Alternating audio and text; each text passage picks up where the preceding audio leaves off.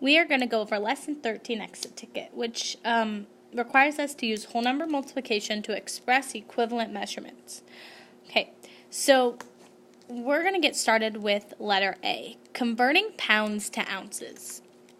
Now, letter A gives us the equivalence of the two measurements, so it tells us that 1 pound is equal to 16 ounces. That kind of makes it a little easier than B because we don't have to remember how many ounces are in a pound. So 14 pounds equals blank times 1 pound. Well, it equals 14 times 1 pound, right? Because 14 times 1 is 14. So when we want to use multiplication to show equivalent measurements, we can just swap pounds for ounces if we use the appropriate amount. So 1 pound is equal to 16 ounces. So we can trade 1 pound for 16 ounces in the equation and then bring down the 14.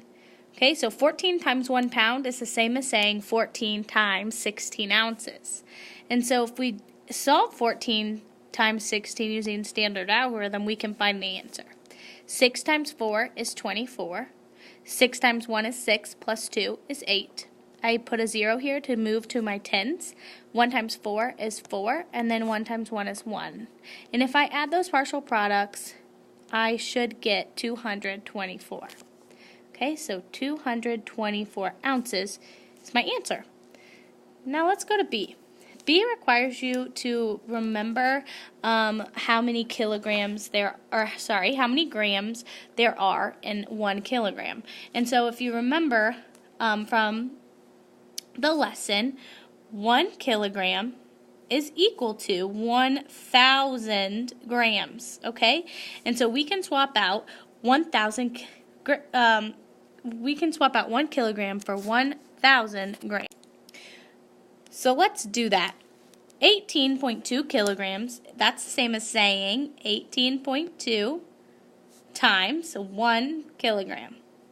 Well, if we want to figure out how many grams that is, we need to swap out the 1 kilogram for 1,000 grams. So 18.2 times 1 kilogram is the same as saying 18.2 times 1,000 grams. And we need to do that multiplication, 18.2 times 1,000. We don't need to do standard algorithm because when we multiply by 1,000, we know that our digits shift 3 places, right? And so we can just shift our digits 3 places by writing 18200 or 18,200 grams.